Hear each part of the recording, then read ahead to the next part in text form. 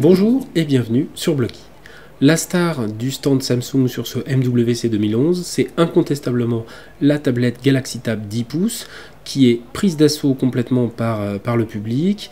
On retrouve l'engouement qu'on avait pour la version 7 pouces il y a à peine un mois au CES, et c'est vraiment un outil qui est maintenant pris en main par quasiment tout le monde, tout simplement parce que la plupart des gens connaissent Android, donc retrouvent très très vite leur marque.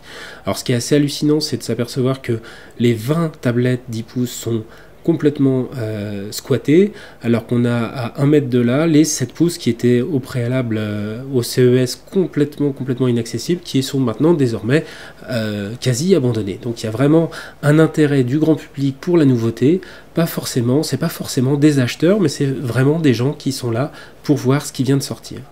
Alors, qu'est-ce qui marche et pourquoi ça marche, cette tablette? Qu'est-ce qui la rend si séduisante? Et on le voit bien quand on regarde les gens l'utiliser. C'est, je pense, cet écran 10 pouces qui est là et qui est très très beau, qui offre vraiment un très beau rendu.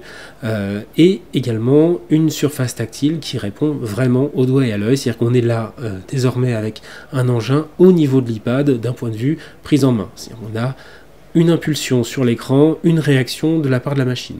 Alors qu'est-ce qui fait toute cette magie fonctionne? C'est à la fois donc l'écran tactile qui est très bon, Honeycomb, donc Android 3.0 qui réagit vraiment très très bien avec un processeur double cœur, donc ici un Tegra 2 double cœur qui donne suffisamment de jus, de peps à la machine pour permettre vraiment une prise en main et une réactivité qui est ce qu'on demande aujourd'hui aux tablettes, à savoir un truc immédiat et pas une impulsion, deux, trois impulsions avant d'avoir une réaction, et puis finalement 3 ou 4 logiciels qui vont se lancer les uns à la suite des autres parce que tout simplement la machine aura mis du temps à comprendre ce qu'on lui demandait. Donc c'est vraiment quelque chose qui est assez magique. On peut remplir ses bureaux de façon complètement délirante avec des tonnes de widgets, des raccourcis dans tous les sens, etc. Tout ça restera tout le temps fluide, et ça change vraiment beaucoup par rapport aux précédentes versions d'Android. Ça donne quelque chose qui est multitâche et vraiment réactif au doigt et à l'œil. Les logiciels intégrés, donc typiquement la liseuse, sont pas mal, ils ont bien évolué. C'est pas aussi agréable qu'une liseuse numérique, mais ça donne quelque chose qui peut bien dépanner. La galerie existe toujours, elle a évolué. Là, elle supporte maintenant donc les photos 8 mégapixels de la machine, donc c'est des photos assez lourdes, des films assez lourds, et ça se fait vraiment sans aucune difficulté. C'est beaucoup plus rapide qu'avant. On a cette mise au point entre l'aperçu et la version finale qui est quasi instantanée. Donc c'est vraiment tout ça, c'est du bonus d'utilisation. Le nouveau système d'album qui fonctionne de la même façon très rapidement, et c'est très fluide et très agréable à manipuler. On s'y retrouve très vite.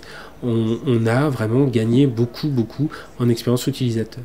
Après, tous les programmes les plus importants ont évidemment gagné avec cette surface d'affichage plus grande. Donc typiquement le nouveau Gmail s'affiche très bien et ça donne quelque chose de parfaitement exploitable. Alors moi je pense pas qu'on puisse vraiment taper un mail de 50 lignes avec ce type d'interface là. Maintenant on a quelque chose de consultation pour répondre rapidement ou pour regarder des vidéos YouTube, etc. On a un engin qui est devenu suffisamment mature et qui le fait vraiment avec beaucoup de facilité et beaucoup de confort.